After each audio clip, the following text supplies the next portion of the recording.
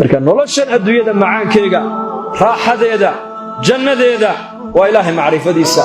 alladina aamanuu wa tatma'innu quluubuhum bidikri illaah alaa bidikri illaahi tatma'innu alquluub baa ilaahay yidhi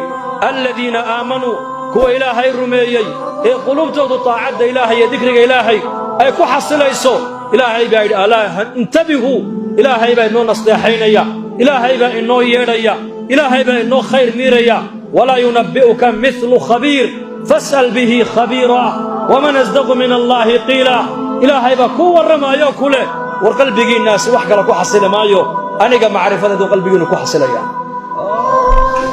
qalbigu salaadu ku raaxaystaa qalbigu qur-aanku ku raaxaystaa qalbigu dikriga ilaahay buu ku raaxaystaa qalbigu taacadda ilaahay buu ku raaxaystaa nacam nin a'immada muslimiinta ka mida ayaa odhan jiray khamsun min dawaa'i alqalbi shan ayaa qalbiga bini aadamka dawaysa tilaawata alqur'aani bitadabbur qur-aanka oo lagu akhriyo tadabbur iyo tafakur iyo qiyaamaleyl iyo saacadaha dadku ay jiifaan oo la kaco ilaahay tabaaraka wa tacaala la hor joogsado wa tadarruc cinda asaxar iyo wakhta asaxar xilliga suxuurta ay tahay oo ilaahay jalla wacalaa lana munaajoodo wa khalaa'u lbadni iyo calooshaadoo mar walba badhnaata wa kasratu siyaam bay culimmadu leeyihin in qofku soomkiisu bato wa mujaalasatu saalixiin dadka war wanaagsano